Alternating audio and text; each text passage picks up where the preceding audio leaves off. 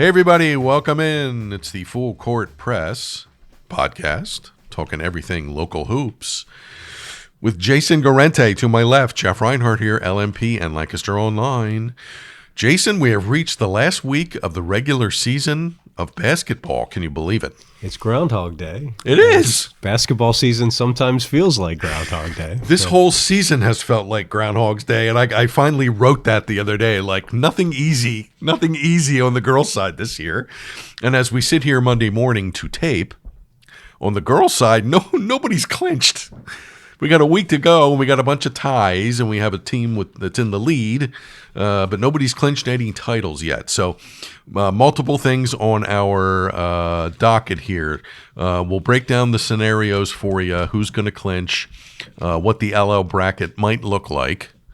And then we're going to talk MVPs and coaches of the year in each section.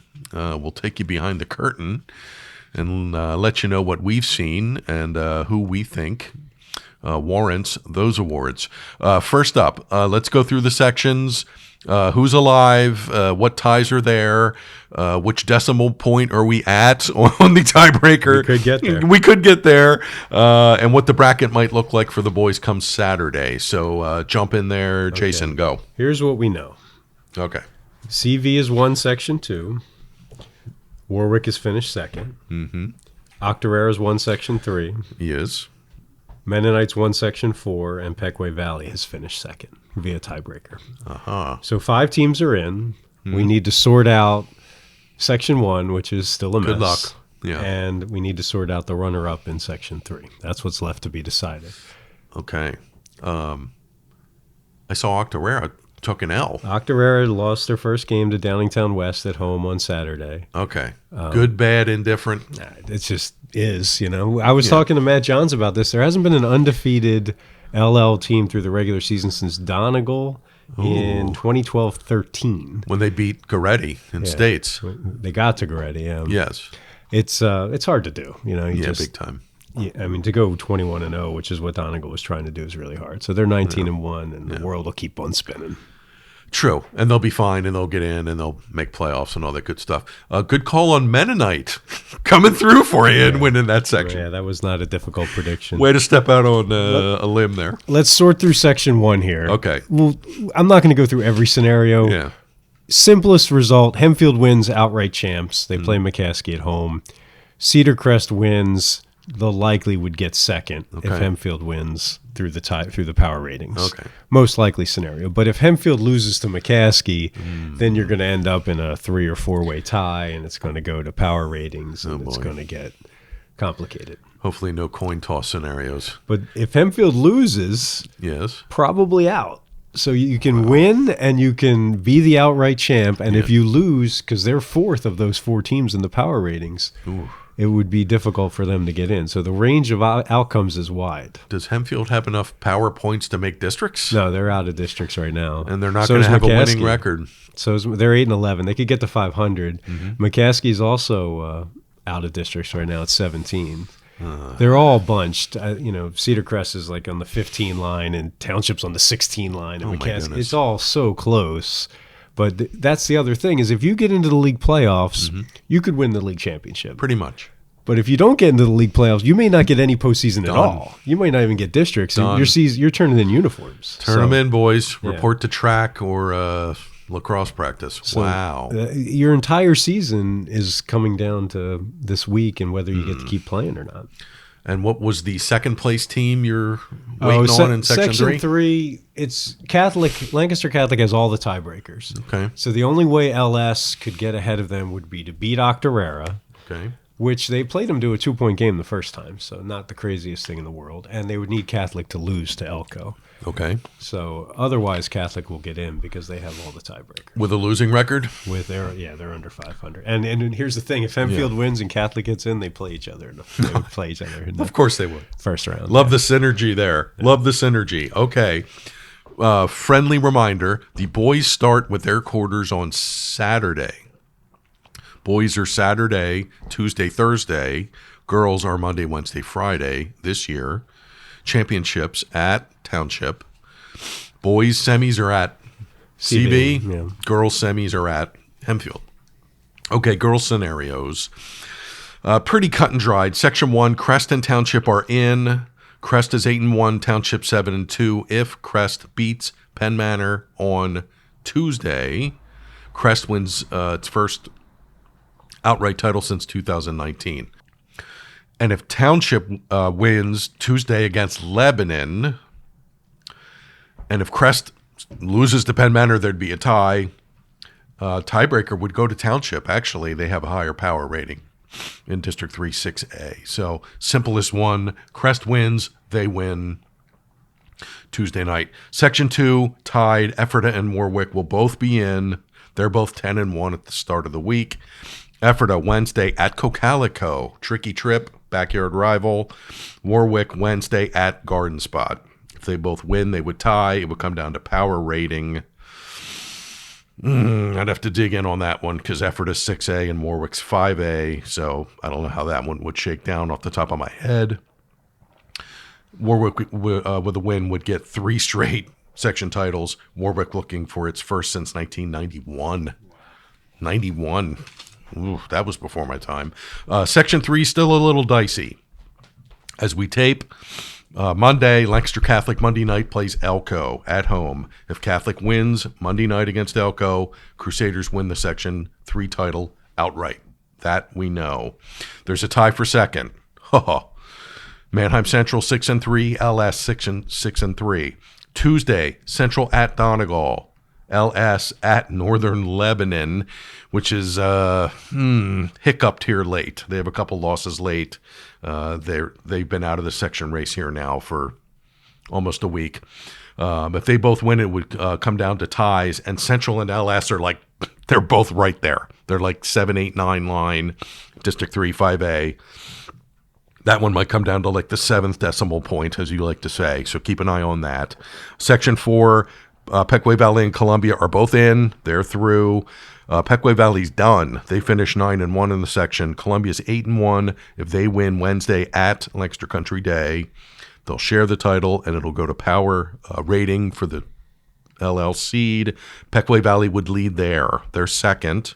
Columbia's third in District 3, 3A. So we're close. We're close here on the brackets, but this will be an interesting week for clinches, etc. So keep an eye on that. Okay, let's have some fun. Let's talk about kids and coaches and good stuff we've seen here this winter. Let's start with Section 1. Drum roll, please, for your MVP in Section 1. Go. This is a good way to make people unhappy. Probably yes. Yeah. Turn your volume up and put this stuff on your whiteboards in your locker room. As we intentionally slate people. I know. Section 1, MVP has to be Demir Salisbury. I think he's the most talented player in the league. He's averaging 24.3 points per game. McCaskey's trying to put something together here. They're young and they've had some sort of revolving door with the bottom part of their starting five. But they're still potentially could tie for the section championship if they were to beat Hempfield. It'd probably be a 4-way tie, but still, McCaskey hasn't been in the league playoffs since 2020, which is hard to believe. It is. Hasn't won the section since 2016. Wow. So I think he has been as good as advertised, and he has elevated that team, which was 7-15 last year. There you go. And there really isn't another player that I think you could make a case for over him in Section 1.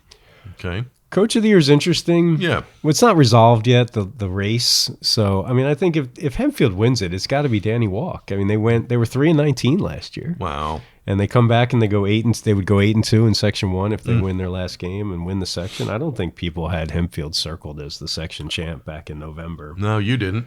I didn't, no. And trust me, if I get it wrong, people will remind you. Yeah, sure they will, of course. The other one who has a case is Tommy Smith because Cedar Crest lost everybody. Yeah, they lost the squad. And, they won back-to-back league championships, and this was the year they'll be a little bit down, and maybe they won't make playoffs, and they're 6-3. 6-3 in Section 1, and if they win, they're probably going to get in and have a chance to three-peat, which is rare in LL history. Big time, and that wouldn't surprise me. I don't put that past them. Okay, Section 1 girls. MVP, kind of like your boat with the guys, Olive Brandt. Lebanon's not going to make the playoffs. Are you kidding me? 484 points, 25.5 points a game, 57 threes, 127 for 161 at the line. That's a lot of That's free throws. a lot. And 7 games of 30 or more points. Why is everybody hacking Olive Brandt? What's I know. going on? Don't foul her. At plus a 43-point game. What a career for her. She just went over 1,400 career points last week. End of the joyride for this Lebanon crew. But Olive Brandt, what a 4 years for the Cedars. She's the best player in the league, I think, pound for pound. If there was a fantasy league, she'd be the fantasy player of the year. She'd be, okay. I'll take Olive Brandt. Coach of the year, I'll go Ashley Shea at Cedar Crest. They have to win Tuesday to clinch it outright. At one point this year, Crest was 3-3, 5-4, and 6-5. So they were just kind of like, okay, what do we got? Where are we at? And they figured it out. They had a nice winning streak there here later in the season, pulled away in Section 1. They've played most of the season with a 2-game lead. I know Township went there last week and beat them fair and square. But here's Crest on the verge of winning the section title outright for the first time since 2019 with a youngish team. Malinowski's a sophomore. Groff's a sophomore. And Crest is going to get in, and who knows? We usually put the 1-1 at the top of the bracket and say, go get them.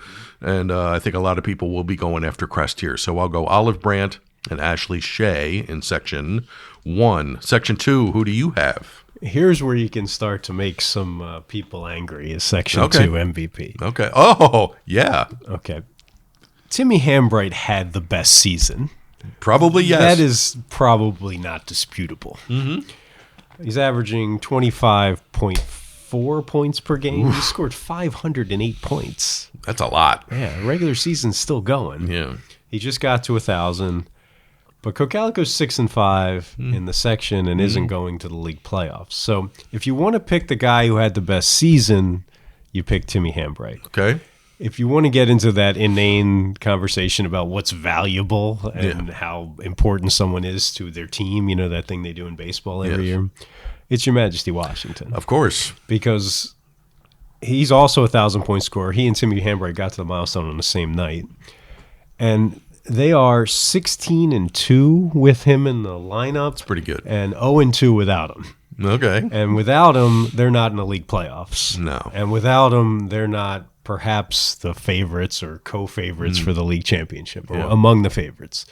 So if you want to pick the best season, you go with Timmy Hambright. If you want to pick the most valuable to his team, you go with Your Majesty Washington. They'll both be league all-stars, or they should be. Sure. And I'm not picking. I'm just going to throw that out there. CV have a kid? CV has more of a balanced lineup. You know, all right. They won the section. They won the section. It's hard because they don't have a truly head above everybody else kind of player. Sawyer Espenshade's really good. Cameron Bear, Kylan Noon. They just have.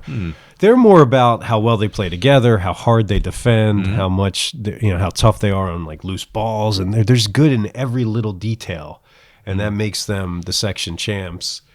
But I don't think they have a player who's had an MVP season. Okay. I don't know that that's an insult. I just think that's the way their roster's constructed. No, they're balanced. Yeah, and they play well together. I think Townships like that. There's a lot of teams like that. CB will have all-star kids when the all-star It'll be interesting to see if they get a kid on the LL All-League team because of that reason. You could give it to Sawyer Espenshade as sort of a career honor because he's been a 3-year starter and he's been on 2 really good teams in a row. Top coaching performance. Yeah, it's got to be Jim Shipper. I would, You for roll through that section. That's impressive. And they lost to Amir Salisbury. Like, you kind of forget that. Yeah. Like by the way, last year their team was built around him. He had the ball in his hand all the time, and he leaves.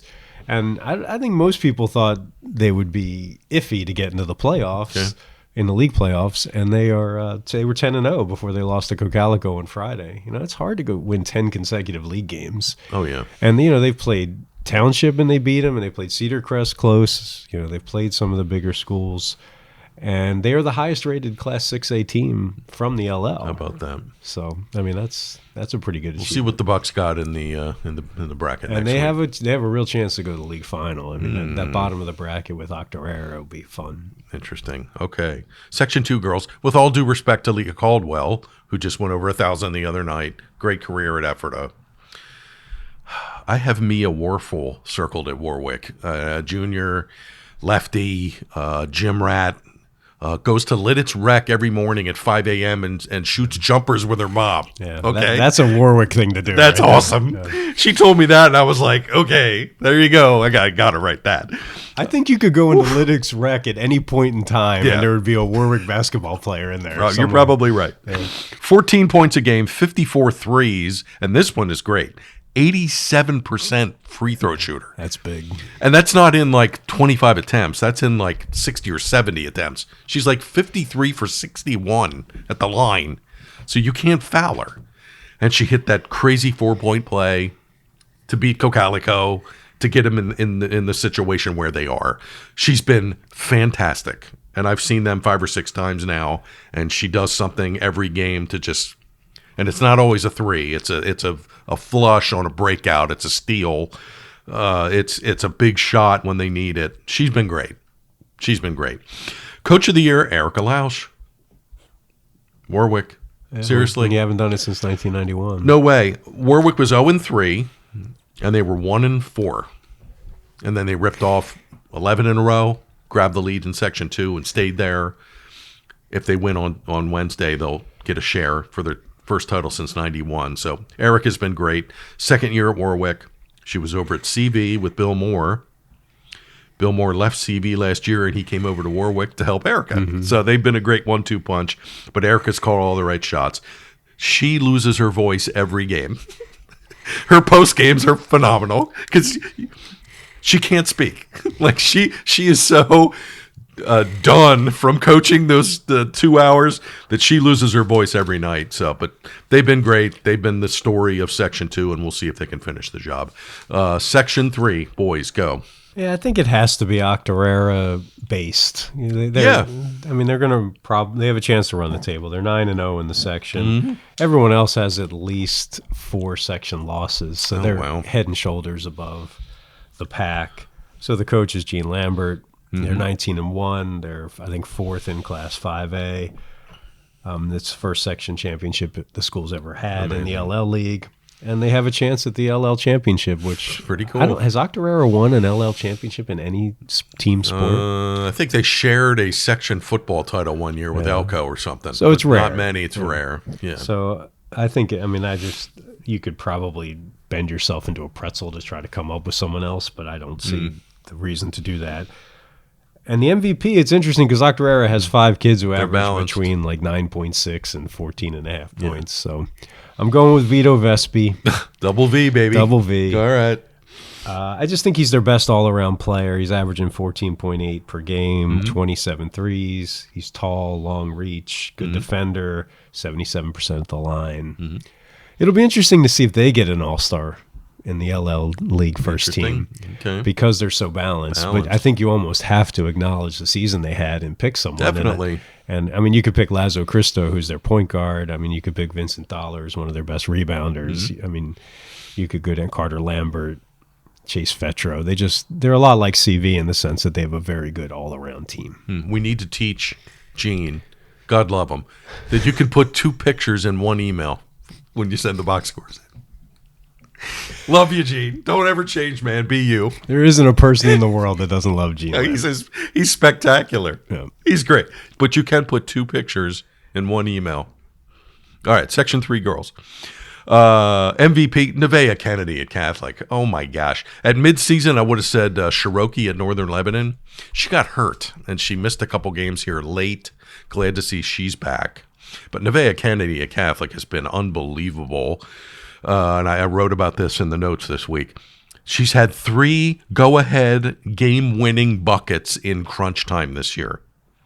Against Cedar Crest way back in December, against Mannheim Central, and against Northern Lebanon just last week. She hit a and one with 4 seconds left for the win. And she also had that 31-point, 21-rebound epic game against LS.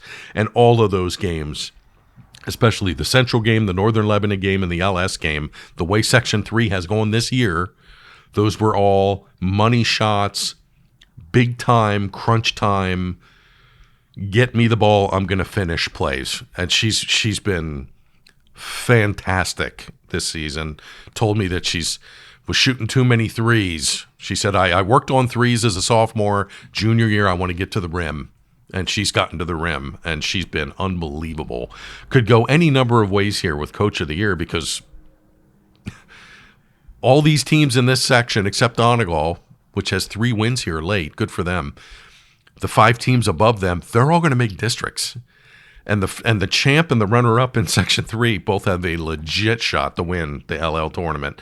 I got Steve Vilbrand at LS. They spent the whole season in first place, fell out of first place last week, but they're still on the 2 line and have a chance to win that tiebreaker and make LL playoffs, and they'll be in districts as a really good seed and probably get a home game. So Vilbrand at LS has been great. Done it with a smallish roster. His rotations maybe 7 or 8, but LS has been a story. They beat Catholic, they beat Mannheim. They've been really good. So, and they're young. There's no seniors on LS's roster, 0. So they'll be heard from again next year, too. So I will tip my cap to Mr. Vilbrand at LS. Section 4, You should guys. have given it to Charlie Detz. That would have made people that's so boring. happy. People would have been thrilled with that selection. Oh, probably. He's won it a lot. And you know what? Come on. And he's cool with it. Like, he knows. Like, okay. First of all, Charlie's going to go into about 14 halls of fame before he's done with this thing. You know, Probably, F&M, Columbia, Catholic LL. eventually. Like he's done okay. Yeah. He's Yeah. pretty And- good at this coaching. Yeah, he's pretty good at it. And you know what? He'll just take his championships and his wins, and that's fine. I don't need that. So, Yeah. Vilbrand at LS. Hey, I didn't have LS being here back in November, and here they are. So I'll go with him. Section 4 boys. What do you got? Well, it's all Lancaster Mennonite. Yes. They're going to probably run the table, and they have the best players. Chase Hurst. He was a first-team All-Star last year. He's averaging 18 points a game. He's going to be on their all-time list for points and assists and rebounds. He won a state championship. He won a district championship. Wow. He wants to win a league championship. That's the big prize. Mennonite has never done that. Only made one final. So this is their year. They have all these kids who've been together and have been knocking on the door, but they got a draw, man. They got Warwick in the first round. Oof. And you go through Section 4 undefeated and you get Warwick in the quarterfinals. That is a bad break. That's rough. Mennonite's 17-2, Warwick 16-4. You know, in a league where there's a lot of 500 teams, and they're going to end up colliding right away. So someone's getting bounced in the quarters. Wow, they've had an incredible season, and that's why Jeff Hartenstein's the coach of the year. There you go. Talking about a guy who gets no recognition.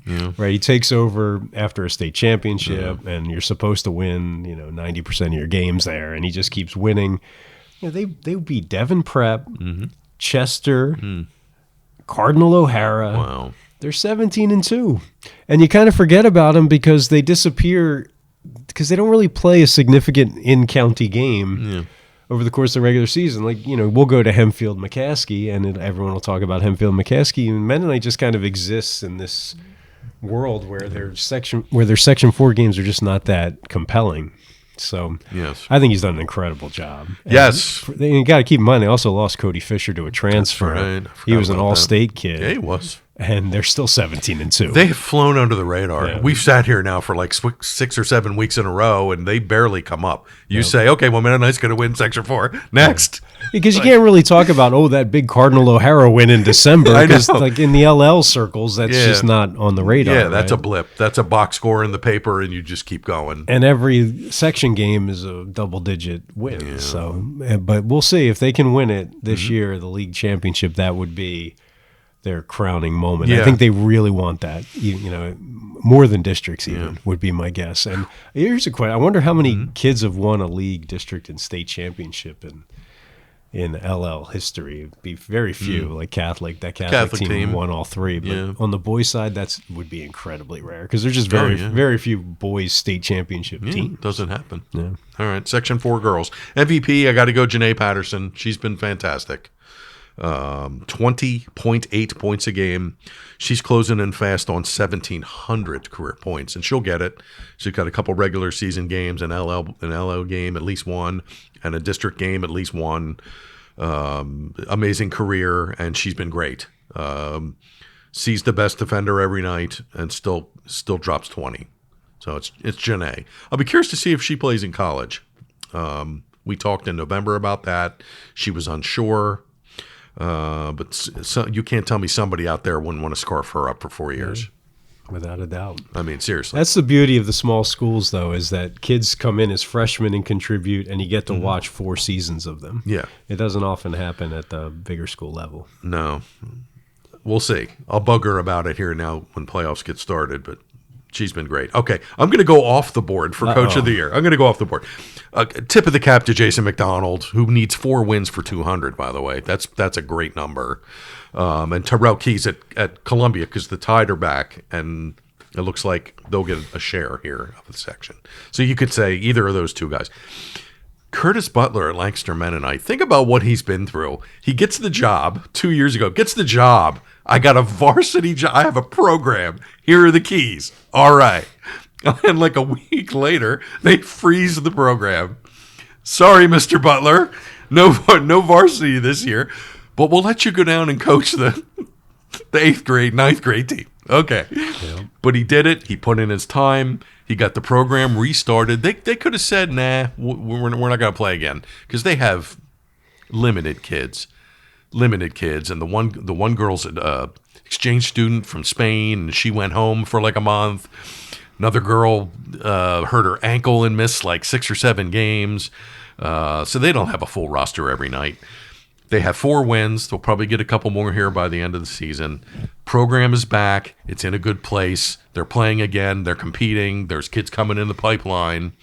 So I think for his stick-to-itiveness and getting the best out of what he's got and getting some wins, Curtis, tip of the cap.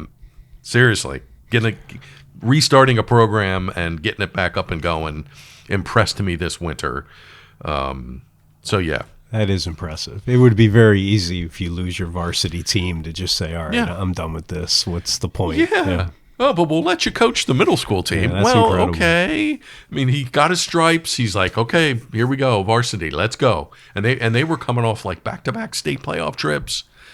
So for sticking it out, I mean, I think that's really impressive. So Mr. Butler, well done. Okay, I think we got a wrap. Anything else, boys' side, we need to know? I just want to acknowledge Donegal, okay, which has had a very difficult season. Yeah. Joey Williams, who would have been their best player, was killed in a car accident in December, and they were winless until last week. Oh. And they beat Lancaster Catholic at home for their first win. Why not beat the team that's going to make playoffs? Yeah, that was just an incredible performance for them. I mean, you talk about going through it with the grief and the defeats and to pull out a win at the end. You know, that was really good to see. Okay. Kind of the same thing on the girls' side with Country Day. They have not won. They've had a forfeit 3 times. They've played the last week or two with 5 kids. 5 kids. It's no fun at practice. Nobody get hurt. No foul trouble, but they keep playing. Greg Henkel, tip of the cap to you. First-year coach, soccer guy. I guess he's been a soccer coach at Country Day for a while. Took on the girls' job this winter. Knowing going in, they had 6 kids in November. And they've been playing with 5. So nobody likes to forfeit 3 times. Nobody likes being 0 and whatever, but Country Day kind of kept the program afloat. And they're sticking it out, and they're going to finish out their season. So good on those guys too. Okay, playoffs are coming. Saturday, boys, quarters. Saturday, Tuesday, Thursday, boys. Finals at Township Thursday night. Girls Monday, Wednesday, Friday. Friday night at Township. Jason and I will be at every game, I think. I will, yeah. I think we'll be. It's the best week of the year. It's spectacular. Yeah. It's great. I can't wait. I already can't wait to get to Township and get the press table and just see the packed house and the people up top around the ring. That's going to be great. So, okay, a lot of podcasts coming up. We'll try to get you what's coming next and previews and what's happening in the league tournament. And then districts start the week after. We'll have the weekend to catch our breath. Groundhog Day. I know. And we got the CCAC finals are also next weekend. We didn't touch on them a whole lot today. I'm sorry, but Jason and I will probably be checking out the CCAC championship stuff too next Saturday, so be on the lookout for that. Okay, it is the Full Court Press podcast. Everything local, hoops, Hope you enjoyed. For Jason, I'm Jeff. Thank you, Tyler. We'll be back with you soon. Stay tuned. Enjoy the last week and enjoy the playoffs. Thanks for listening. See you later.